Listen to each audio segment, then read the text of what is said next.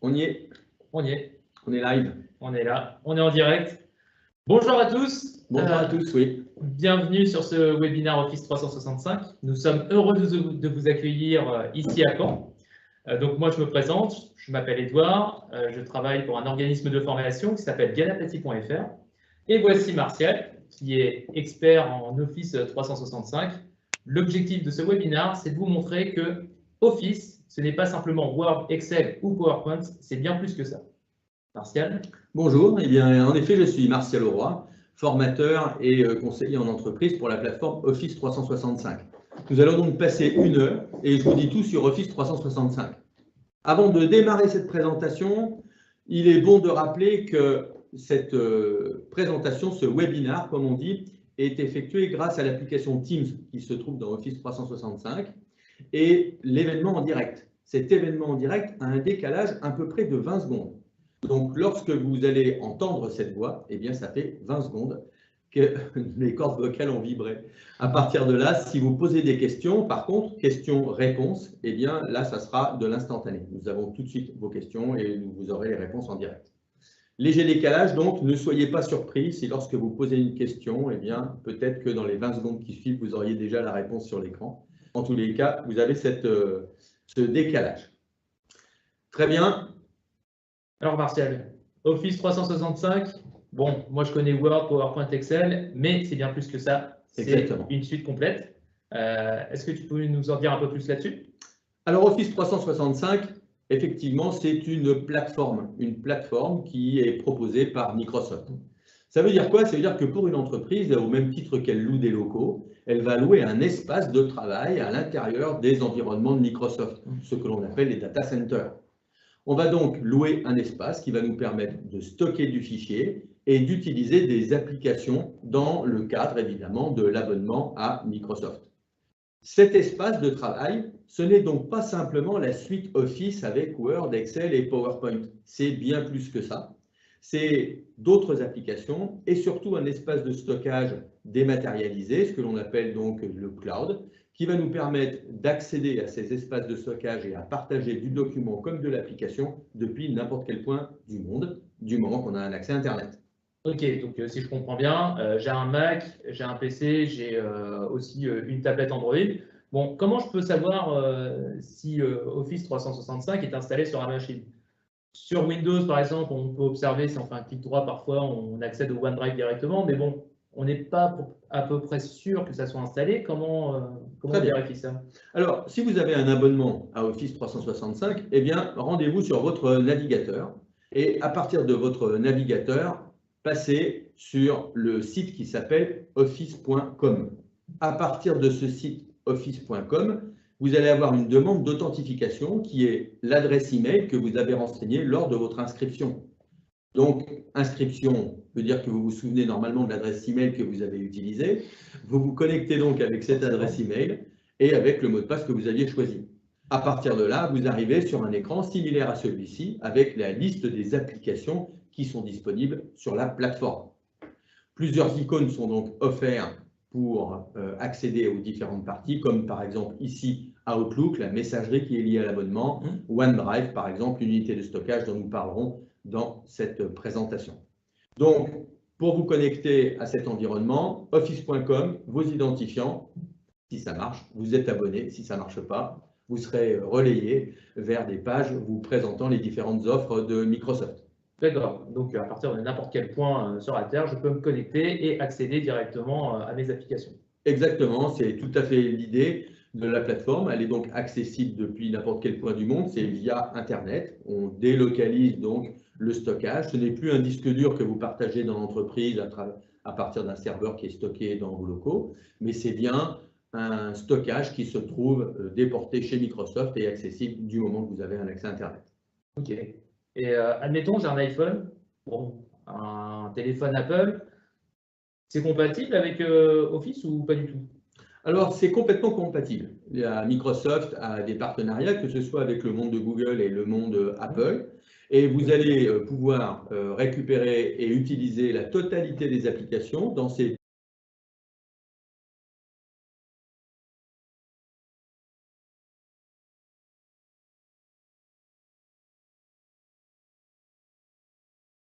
s'intituler, vous allez retrouver toutes les applications qui sont utilisables sur smartphone, sur tablette et bien sûr sur les environnements de travail que sont les environnements Google et Apple. La totalité, ça veut dire aussi bien la suite Office 365, Word, Excel, PowerPoint et les amis, ainsi que l'accès à la plateforme, comme ici sur le navigateur, la plateforme Outlook avec toutes les applications en mode web. D'accord. Et du coup, on peut l'installer aussi, cette application. C'est pas que du web, ça peut fonctionner aussi directement sur un PC. La suite Office, en fait, on peut faire quoi avec? Alors, deux choses. Office 365, c'est effectivement une plateforme qui est composée de beaucoup d'applications. On voit à partir de cet écran qu'en utilisant le lien « Explorer toutes vos applications », eh bien, suivant l'abonnement que vous avez auprès de Microsoft, vous voyez qu'il y a toute une série d'applications mises à disposition. On va noter par exemple le côté administrateur, donc pour les DSI, la partie Bookings et non pas Booking, Bookings étant ici une application permettant de gérer la réservation de prestations en ligne, comme par exemple, on pourrait citer l'exemple d'un salon de coiffure ou d'un formateur qui va proposer des formations ou qui va proposer de la coiffure, et puis on va pouvoir directement en ligne réserver et payer même la prestation que l'on veut. Calendrier, tout le monde connaît. Delve, un outil permettant de savoir qu'est-ce qui a changé dans le monde collaboratif de la plateforme Office 365 avec une interface qui ressemble un petit peu à Pinterest. Dynamics 365, qui est une application ERP, c'est donc un intégré qui va de la gestion des prospects ou des suspects depuis la CRM jusqu'à la facturation avec maintenant la partie qu'on appelle invoicing, qui est donc la partie facturation de Microsoft. Excel, bien sûr, mais là en mode web. Flow, Forms, qui sont des applications que l'on va qualifier plutôt d'applications de gestion de ce qui se passe à l'intérieur de la plateforme Office 365. Ensuite, Invoicing, on en a parlé rapidement, c'est la partie facturation. OneDrive, qui est le stockage individuel. OneNote, Outlook, les personnes qui sont donc les contacts. Planner, qui est un logiciel permettant de gérer des tâches et de distribuer des tâches aux personnes, un petit peu comme on le fait avec une méthode agile sous forme de cartonnette. On va distribuer des tâches et des cartes donc aux différentes personnes pour gérer des plannings et des projets. Power BI, qui est un outil de gestion pour tout ce qui va être tableau de bord et diffusion de tableau de bord, aussi bien avec des informations temps réel que des informations rafraîchies par la volonté de l'utilisateur. Power Apps, qui est le remplaçant d'Infopass, s'il y en a qui connaissent Infopass. Donc Power Apps permet donc de faire du formulaire lié à des listes d'informations. PowerPoint, tout le monde connaît. Toute la partie sécurité et conformité dont nous aborderons quelques écrans tout à l'heure, nous permettant entre autres d'arriver au RGPD. SharePoint, qui est une application pour faire du partage d'informations et de documents au sein d'équipes.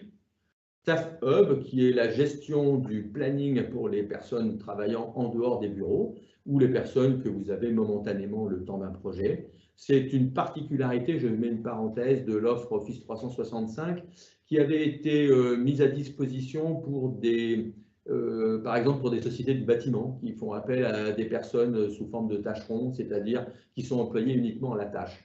Et les personnes, donc à distance, utilisent leur planning, peuvent faire des demandes de congés, des déclarations d'arrêt maladie, des choses comme ça, directement à partir de leur smartphone.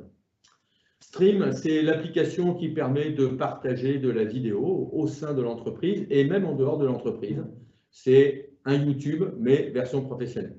Souhait, c'est, allez, dans les grandes lignes, c'est un peu comme le PDF, ça sert à faire de la plaquette documentaire exploitable depuis n'importe quel appareil.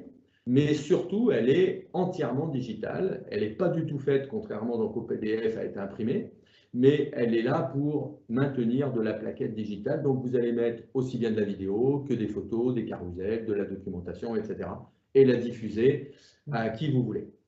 Enfin, les tâches, vous connaissez To-Do. Donc, tâches et To-Do, maintenant, c'est le même combat, puisque l'application To-Do remplace les tâches traditionnelles dans Outlook.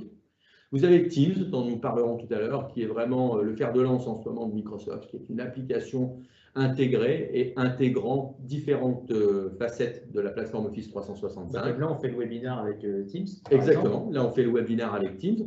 Et Teams permet aussi d'avoir des environnements de travail pour des projets.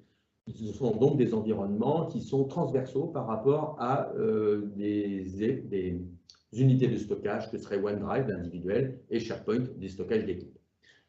Allez-y. Donc, en fait, dans Office, on va dire, on a les applications phares, mais comme là, on a tout un catalogue d'applications qui peut s'intégrer dans tout Office, quoi.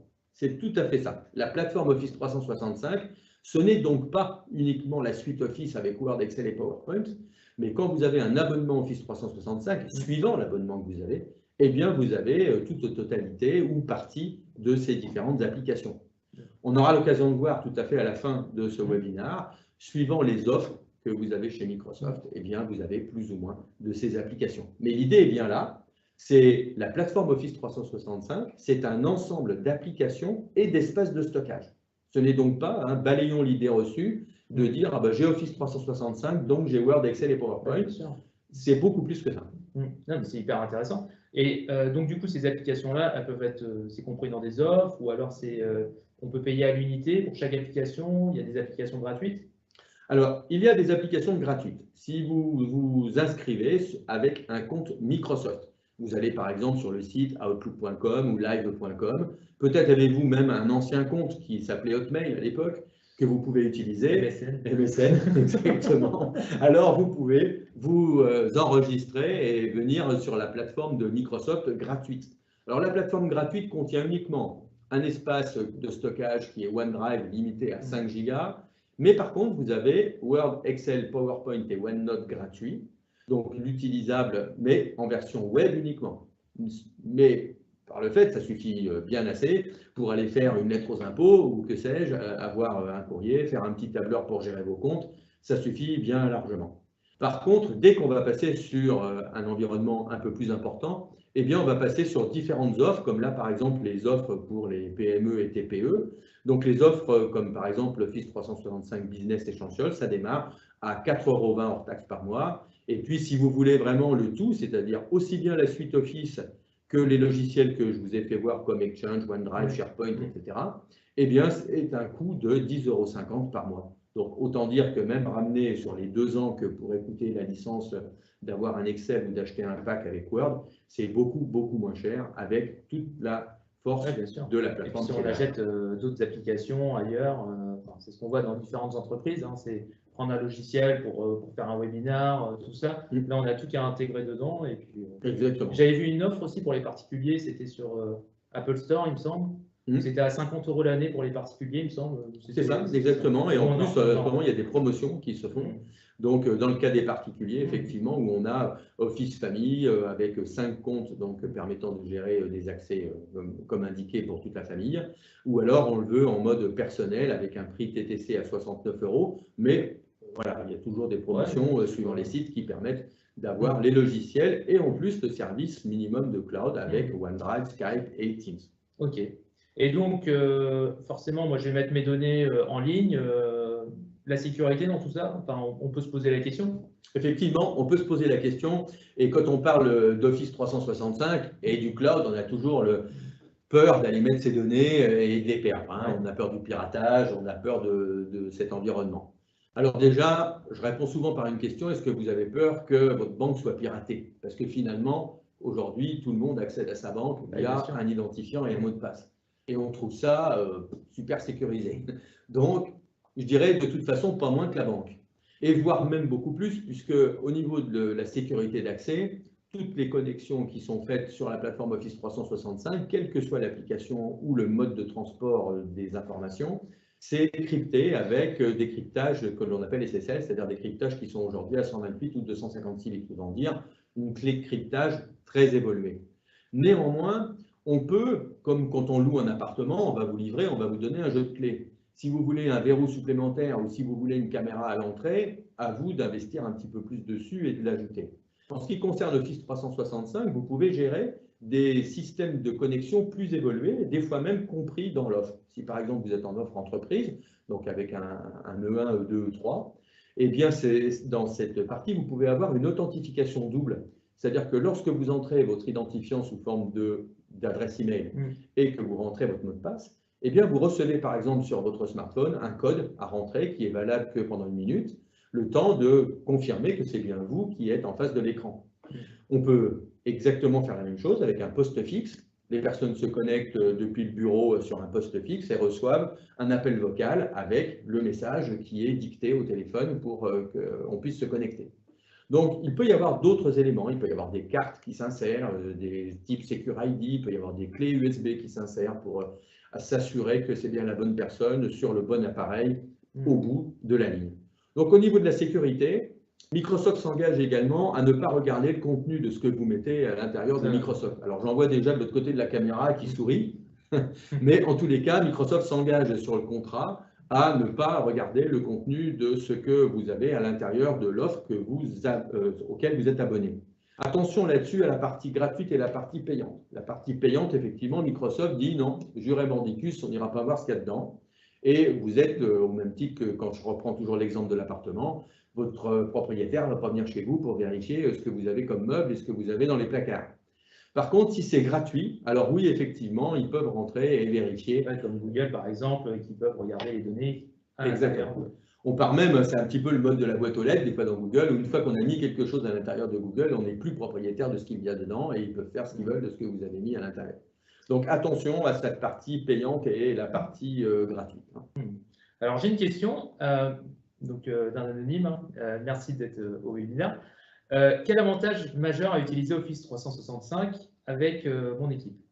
Alors, l'avantage majeur, c'est bien sûr le partage des informations, les partages des fichiers, avec une première brique très importante à l'utilisation, qui est la partie OneDrive. On est ici devant l'écran d'un OneDrive. Alors, le OneDrive, c'est une unité de stockage qui est à 1 téraoctet dans tous les abonnements à Office 365. Donc, que vous ayez l'abonnement famille ou l'abonnement professionnel le 5, le plus élevé de la gamme, vous avez pour chaque personne dans l'entreprise un espace de stockage individuel de 1 Tera.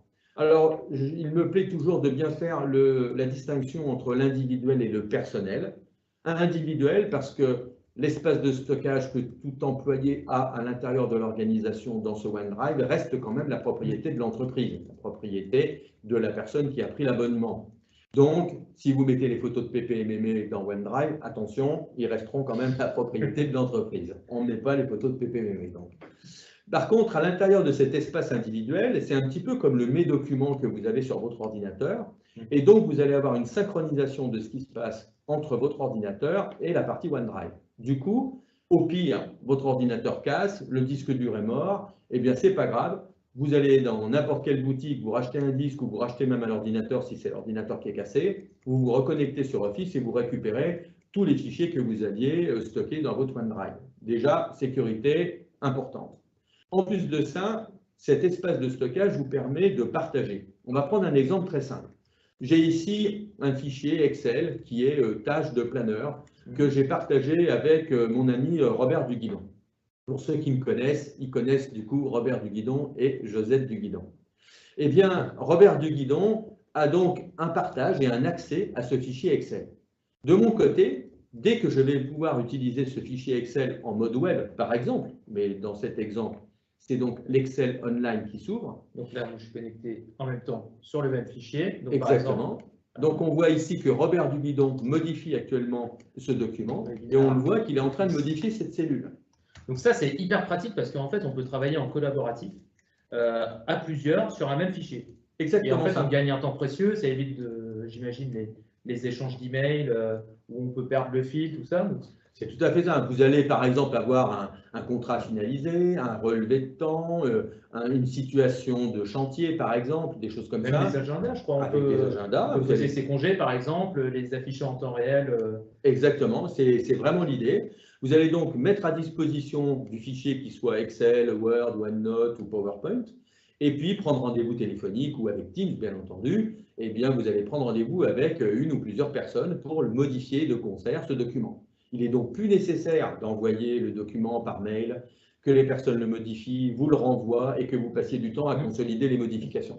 Dans le cas présent, vous avez directement la modification qui va pouvoir se faire en ligne. Au fur et à mesure que je tape des informations, eh bien, on va pouvoir, toutes les personnes qui sont en ligne vont pouvoir voir la modification. La cellule qui exactement. On voit ici en bleu Robert Duguidon, mon ami d'à côté, qui se déplace, je me sens travers, qui se déplace donc de cellule en cellule. Et puis dès qu'il fait une modification d'une cellule, eh bien la cellule devient entièrement colorée, qui montre voilà, qu'il est en train de modifier le contenu de cette cellule. Et dès qu'il valide, on a directement la modification qui s'affiche à l'écran.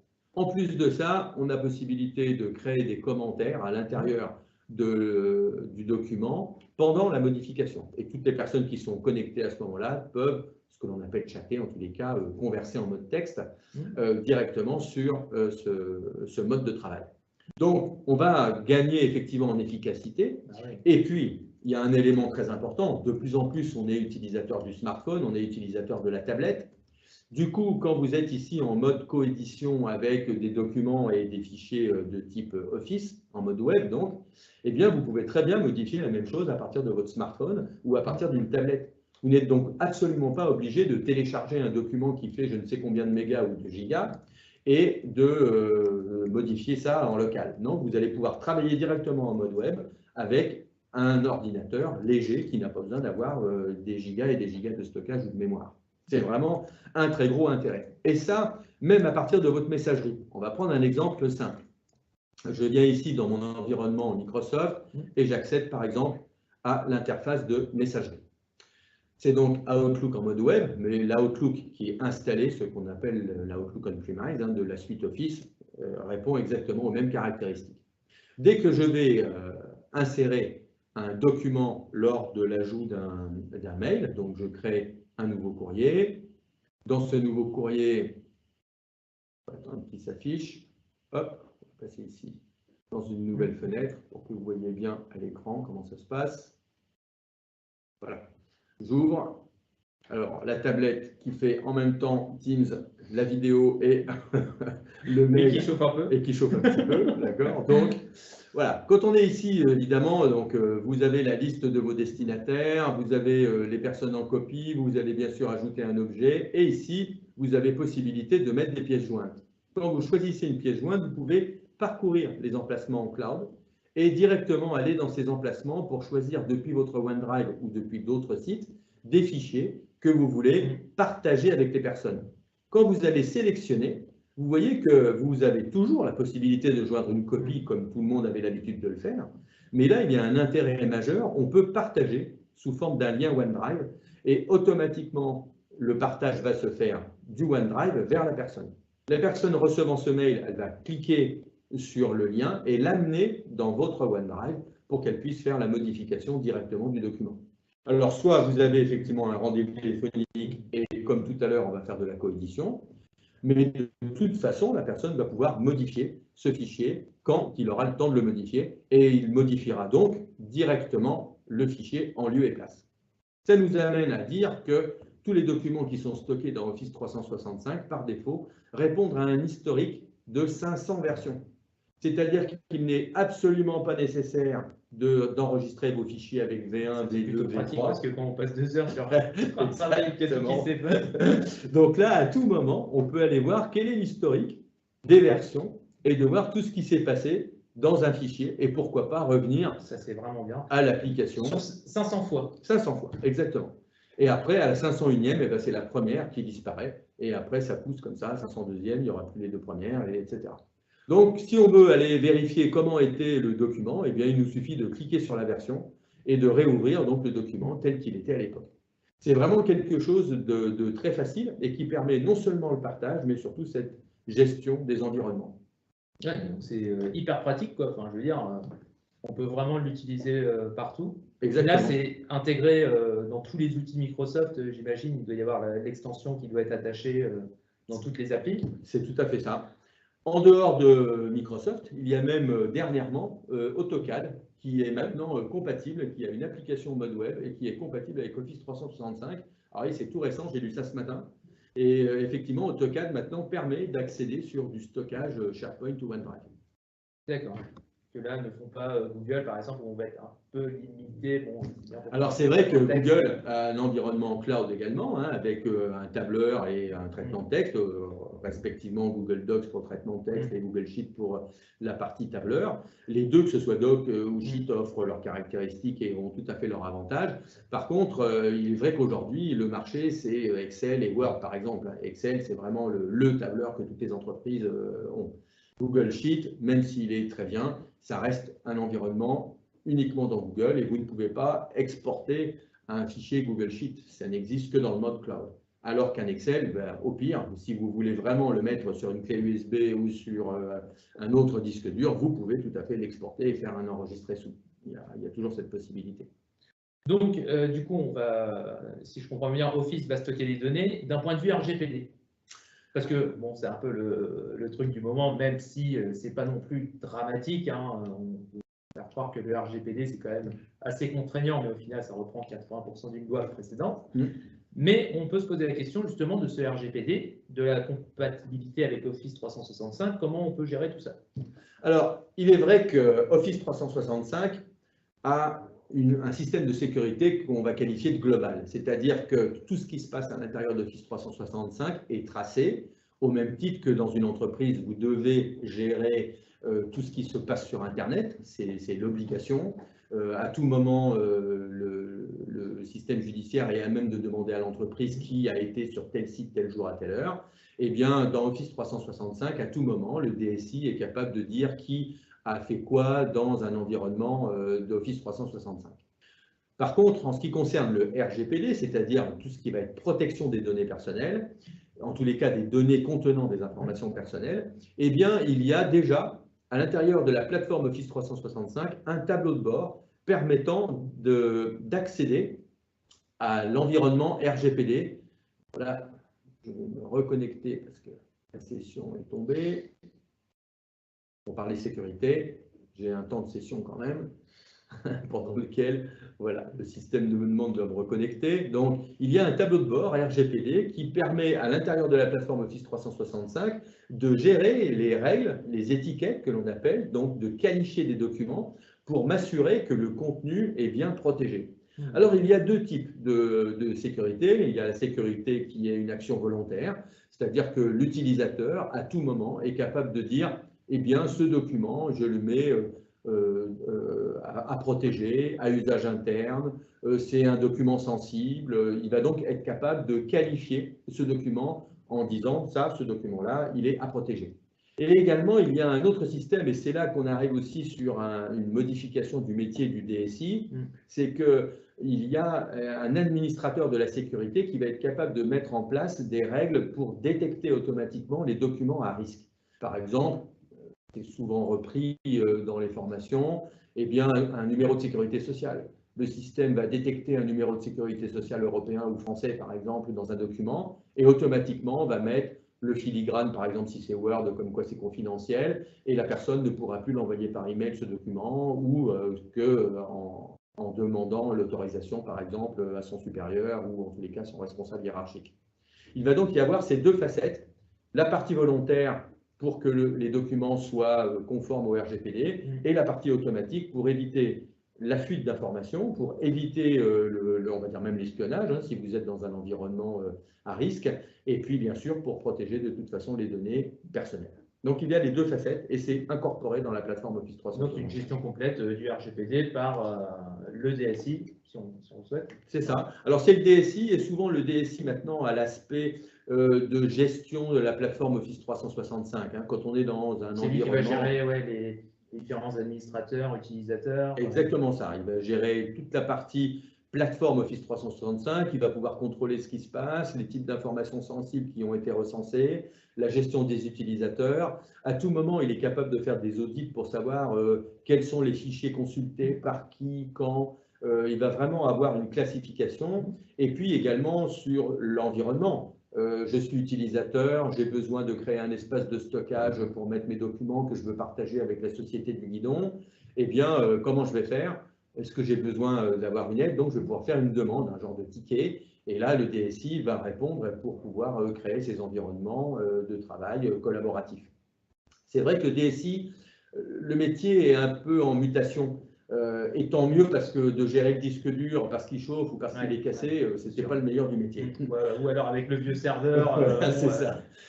Exactement. On avait à gérer les firewalls, il fallait gérer pourquoi pas la clim qui allait dans la salle de l'informatique, etc. Eh bien, ce métier-là aujourd'hui du DSI, il est plus, c'est plus d'actualité. Voilà, exactement. Aujourd'hui, on est plutôt sur la gestion des utilisateurs, la gestion des autorisations, des abonnements, et puis la délégation, puisque souvent, la personne qui s'occupe de la sécurité, quand on parle du RGPD, ce n'est pas obligatoirement le DSI. Ça peut être un rôle à part entière, et c'est souvent un rôle à part entière qui est peut-être plus attaché à une gestion d'un service qualité, si vous avez ça dans l'entreprise. Celui qui s'occupait ou ceux qui s'occupaient de la norme ISO 9000, par exemple, ou les 27000, si on est dans le médical, eh bien, ces normes-là vont aller plutôt vers la gestion du RGPD, par exemple. Donc, c'est un métier qui change. La mutation se fait, mais il y a tout à fait la place dans une plateforme Office 365. Il n'y a absolument pas à craindre. Il y a largement de quoi faire dans la plateforme Office 365 pour un DSI. Donc, on a les applis, on a la sécurité. Tout à fait. On a le stockage, évidemment. Combien on peut stocker sur Office? Est-ce que je peux mettre un fichier de 10 Go, 100 Go? Alors, la limite, la limite, c'est un fichier, c'est 15 Go dans l'utilisation classique. On peut monter avec le premier forfait. Exactement. Donc, c'est 15 Go, un fichier. Par contre, le OneDrive, c'est 1 Tera d'espace de stockage par individu. Et après, suivant l'abonnement, vous avez des créneaux de stockage avec 50 Go de plus sur SharePoint par le nombre d'utilisateurs, etc. Et bien sûr, on peut acheter du stockage supplémentaire. Attention par contre à cet effet stockage, ne pas craindre la capacité qu'il y a à l'intérieur d'Office 365 en se disant bon, attendez, 50 Go pour aller mettre mon SharePoint, je vais être beaucoup trop court. Parce que derrière, le système gère ce que l'on appelle la déduplication de blocs, c'est-à-dire que ce que l'on va stocker à l'intérieur d'Office 365 prend beaucoup moins de place que si on le stockait sur son propre disque dur. Et tous les documents qui se ressemblent ne sont stockés qu'en différence de blocs. Et donc, si vous mettez 3 documents qui avec le même en-tête, la même image d'en-tête, les mêmes coordonnées avec juste monsieur et madame qui changent, eh bien, ça prendra très très peu de place à l'intérieur de la plateforme Office 365 par rapport à un stockage classique. Oui, nous on va dupliquer justement le même fichier. Office, il va optimiser, il va prendre le fichier A et puis un fichier B, il va comparer les deux et il va juste rajouter la différence en fait. C'est tout à fait ça. Dessus, quoi. Exactement. Et du coup, quand on est sur une recherche, par exemple, comme ici dans les OneDrive, si je fais une recherche de tout ce qui contiendrait, eh bien, formation 14, tiens, pour reprendre ceci, eh bien, il va me donner tous les documents uniques qui concernent le résultat de recherche pour formation 14, avec tous les filtres disponibles. C'est-à-dire unique, juste pour finir ça, c'est que la recherche va tenir compte des similitudes. Si un fichier docx, donc un fichier Word, est identique au PDF, il va vous donner le plus récent. Et c'est à vous de demander au système d'afficher les duplicats pour que vous puissiez voir les deux formats ou les deux documents qui sont pour autant identiques. Est-ce qu'on peut rechercher avec des tags? Par exemple, comment se passe la recherche sur Office? Alors, tous les mots à l'intérieur de tout ce qu'il y a comme document, zip, un CAB, un ISO, etc., tout ce qui est à l'intérieur d'un message, vous recevez une pièce jointe sous forme d'un fichier d'archive, on va dire un zip. À l'intérieur de ce zip, il y a un CAB ou une ISO et j'en passe et des meilleurs. Eh bien, tout ce qu'il y a à l'intérieur des boîtes, un peu comme les poupées russes, sera indexé. Donc, tous les mots qui sont à l'intérieur sont bons pour être retrouvés. Évidemment, s'il y a un mot de passe, le système ne va pas craquer le mot de passe pour aller identifier les mots qui sont à l'intérieur. Mais tous les documents que vous avez qui sont stockés aussi bien sur les OneDrive que sur des environnements comme SharePoint par exemple, eh bien, sont des environnements qui contiennent des documents et tous les mots sont bons pour être retrouvés. Après, vous avez des mots-clés. Si vous voulez avoir que des fichiers PDF, eh bien, vous mettez file type de .pdf ou type fichier de PDF. Si vous voulez avoir tous les documents qu'ont fait Robert Duguidon, eh bien, vous mettez auteur de Robert Duguidon, etc. Vous avez comme ça des mots-clés qui vont vous permettre de filtrer les résultats de recherche. Un élément très important également, c'est que quand vous faites des recherches dans Bing, évidemment, vous utilisez Bing et pas Google. Eh bien, quand vous utilisez le moteur de recherche comme bing.com, vous avez des résultats qui sont non seulement des résultats à l'intérieur de votre organisation et en même temps sur le web.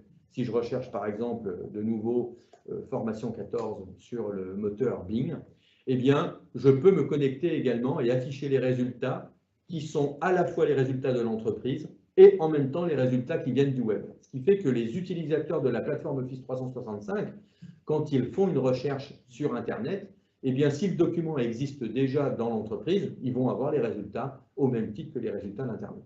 C'est donc une mixité de ces moteurs de recherche et des résultats des moteurs de recherche qui est très intéressante. Oui, tout est intégré. Exactement, tout est intégré. Et pour tous les utilisateurs, c'est complètement transparent. C'est assez bluffant. Enfin, personnellement, hein. Je suis un pro mec, mais ça donne un peu envie de passer sur. Voilà, ça tombe bien sur puisque Office, maintenant Apple a l'offre Office 365 complète. Donc tous les programmes et la plateforme complète a l'accès à Office 365. Ok. Une petite présentation de Teams. On l'a vu tout à l'heure avec les collaborateurs, comment on pouvait gérer plusieurs fichiers. Teams, comment concrètement? Alors, pour ne pas gêner le webinaire, puisque j'utilise l'application Teams pour faire le webinaire en ce moment, donc je ne peux pas en même temps vous montrer l'application, mais je vais vous la montrer dans une navigation privée avec l'identifiant de ce cher Robert Duguidon. Eh bien, ce cher Robert Duguidon est ici devant l'équipe qui s'appelle Formateur. C'est donc un environnement de travail qui est mis à disposition dans l'entreprise et pourquoi pas externe à l'entreprise. Teams a cette particularité d'avoir un système de gestion qui est à la fois dans l'entreprise et en dehors. Je vais donc pouvoir créer ce que j'appelle une équipe pour travailler ensemble sur un projet. Quel genre de projet? Eh bien, tout est bon dans l'entreprise pour faire un projet. Vous déménagez, vous pouvez faire un projet de déménagement et dans ce projet de déménagement, eh bien, vous allez incorporer une personne peut-être des finances, très certainement, vous allez avoir une personne de l'IT, vous allez avoir des personnes de chacun des services pour pouvoir organiser le déménagement de ces services, et ce, d'une manière évidemment transversale à l'entreprise. La question qui pourrait se poser, où est-ce que je vais stocker les documents me permettant de gérer le déménagement? Eh bien, je ne vais pas les mettre spécialement dans le OneDrive de Robert ou de Josette. Je vais mettre ça dans l'équipe finance, pas spécialement, je ne vais pas faire un trou de sécurité dans les informations stockées dans l'équipe finance. Je vais donc créer une équipe, et ça, c'est grâce à Teams. Cette équipe, du coup, va être composée d'une partie discussion. Comme ici, pour l'équipe des formateurs, j'ai un canal général qui me permet de discuter. Martial a posté ici un message, bonjour à l'équipe, merci de préparer comme il se doit le webinaire sur Office 365. Et Robert a répondu, ah bah oui, super, je suis prêt, impatient d'être à demain. Donc, on voit qu'il va y avoir un système déjà de conversation au sein de l'équipe, un petit peu dans le genre réseau social. Et puis, du moment que je poste quelque chose en mode conversation, non seulement je vais pouvoir gérer le format de police, je vais mettre du bleu, du rouge, du gras, etc. Je vais pouvoir joindre un fichier, utiliser les smileys, les autocollants et pourquoi pas de la vidéo en ligne. Et si tout ça ne suffit pas, eh bien, en cliquant sur les trois petits points, je vais pouvoir associer à ma conversation d'autres applications. Et c'est bien associer les autres applications sous forme de sites et les amener dans la conversation. Et ce, dès que je vais mettre quelque chose dans la conversation, ça sera stocké dans les différents fichiers que je vais mettre à disposition de l'équipe. Ces fichiers vont permettre donc de partager aussi bien en interne à l'entreprise qu'en externe différents documents pour pouvoir réaliser, je citais un exemple, par exemple le déménagement. Et puis, derrière ceci, eh bien, il y a également un SharePoint, c'est-à-dire tout un espace qu'on va qualifier d'extranet qui va nous permettre de faire du stockage d'informations, des pages d'actualité, le bloc-notes pour tenir compte de toutes les réunions qu'on a pu réaliser et d'avoir tous les comptes rendus de réunions qui seraient donc partagés à tout le monde. Donc, plus besoin de faire le compte rendu et d'envoyer tout ça à qui était là à la réunion. Ça va se faire automatiquement, enfin le partage en tous les cas est fait automatiquement. Et vous avez en accueil de cette page, eh bien, toutes les informations pour faire de l'actualité, de la news, on va dire, par rapport à ce qui se passe dans votre environnement. Outre ceci, vous allez avoir en plus, à chaque fois que vous créez une équipe, un espace de gestion des tâches que l'on appelle le planeur, ou le planificateur. Donc, avoir des tâches, qui va faire quoi dans le projet. Vous allez avoir une adresse email au nom du projet. Donc là, par exemple, formateur@formation14.com, ce qui fait que vous allez demander, admettons, à la société de déménagement d'envoyer le devis à l'adresse formateur@formation14.com et toutes les personnes internes à l'entreprise vont pouvoir lire les messages reçus sur cette adresse de messagerie. Bref, à chaque fois que vous êtes dans Teams, vous avez tout un environnement de travail transversal à l'entreprise pour que les personnes puissent communiquer entre elles. La cerise sur le gâteau, si j'ose dire, c'est que quand on est dans un environnement comme ça de Teams, il y a également la partie conversation, aussi bien la conversation que l'on va pouvoir faire sous forme de texte, on va dire du chat, mais également la partie vidéo, on y est, et la partie vocale. Donc vous allez pouvoir converser avec les personnes un petit peu comme du SMS, un peu comme du WhatsApp ou d'autres applications.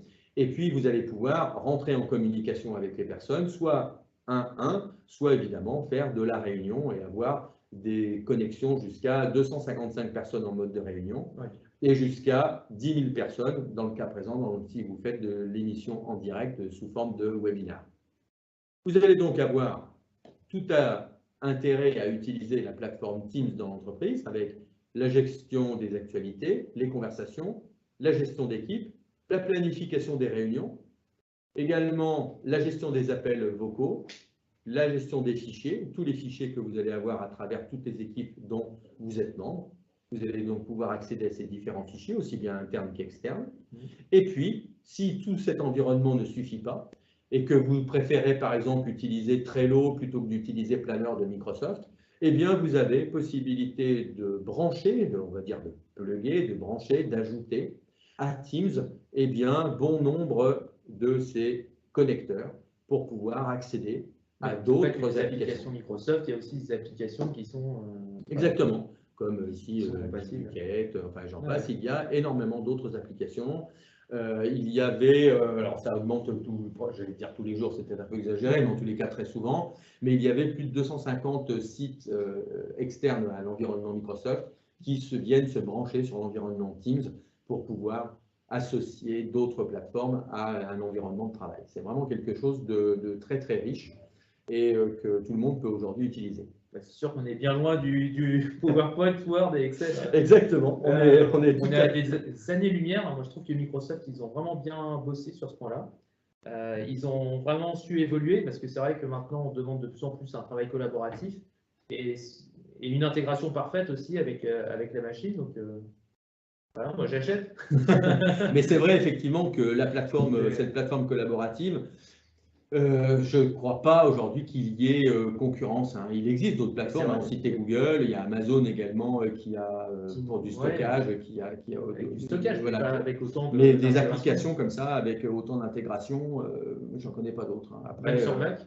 Voilà, vous pourrez voilà, tout à loisir en mettre sur LinkedIn ou sur les sites de Gadapati, vous pourrez discuter, mettre d'autres liens qui pourraient m'informer là-dessus, mais je ne pense pas qu'il y ait l'équivalent aujourd'hui sur le marché. Un petit rappel sur les offres? Alors, un petit rappel sur les offres. Eh bien, quand on est dans cet environnement et qu'on va sur offre, vous pouvez faire une recherche évidemment dans Bing. Hein. Vous faites une recherche offre Microsoft Office 365. Vous avez les offres pour les particuliers, vous avez les offres pour les petites et moyennes entreprises ou pour les grandes entreprises. Hein, présentation d'Office 365 pour les entreprises. Mais vous remarquerez que dans le cas du 365 Business Essential, par exemple ici, on est à 4,20 € hors taxe par mois. Ça inclut le service de messagerie, le OneDrive, SharePoint et Teams, avec les applications Word, Excel, PowerPoint, OneNote en mode web. Donc tout ceci pour 4,20 € hors taxe par mois. C'est pas déconnant. Ouais, je pense que ça vaut même plus le coup d'essayer de pirater un Word ou un Excel. Ouais, non, mais vous l'avez maintenant directement. Et puis, si vous voulez en plus avoir la possibilité d'installer le pack Office, donc la suite Office, hein, avec Word, Excel et PowerPoint, justement, entre autres, sur votre ordinateur, eh bien, il faudrait passer à cette offre 365 Business à 8,80 € dans le cas d'entreprise et 10,50 € dans le cas où vous avez non seulement les logiciels, mais en plus les services de messagerie, Teams et SharePoint. Il est à noter que si vous êtes association, il y a des prix très intéressants de la part de Microsoft, c'est-à-dire que, alors je n'ai pas les prix à l'écran ici et je ne veux pas vous induire en erreur, mais on est plutôt au quart du prix affiché ici pour les entreprises dans le cas des associations et des associations à but non lucratif.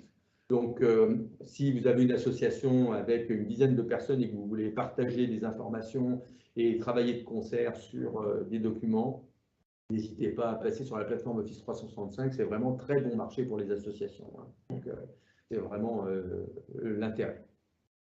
Donc, dans cet environnement, la messagerie, si vous avez une messagerie avec monentreprise.fr ou monentreprise.com, vous pouvez tout à fait passer le tout sur la plateforme Office 365, vous permettant de recevoir les mails directement dans Outlook, Office 365 ou la Outlook on-premise, enfin la Outlook installée sur votre ordinateur. Donc, il n'y a pas de limite à ça. C'est rapide à configurer? Alors, rapide. Oui, dans mon cas, seul travailleur indépendant, ça a été très rapide. Ça a mis à peine 2 heures pour faire la configuration d'Office 365 et d'avoir mon domaine formation14.com attaché à Office 365. Mais évidemment que si vous êtes une entreprise avec des contraintes que vous avez gérées, votre site web, vous avez peut-être des liaisons FTP, peut-être que vous gérez également des accès sécurisés avec des VPN, des choses comme ça. Là, ça demande de mettre un petit peu plus d'études et de regarder qu'est-ce que l'on doit passer. Également, si vous avez un environnement que l'on appelle par exemple l'Azure Active Directory qui permet de gérer les utilisateurs au sein d'un serveur pour avoir les accès, les droits et les profils utilisateurs, à savoir qu'il y a également la synchronisation avec la partie Azure, donc la partie cloud de Microsoft, où il y a un Azure Active Directory qui est en relation directe avec Office 365. Donc, toute cette partie-là, il faut l'étudier, il faut qu'on regarde. Ça demande un petit peu de temps et d'analyse.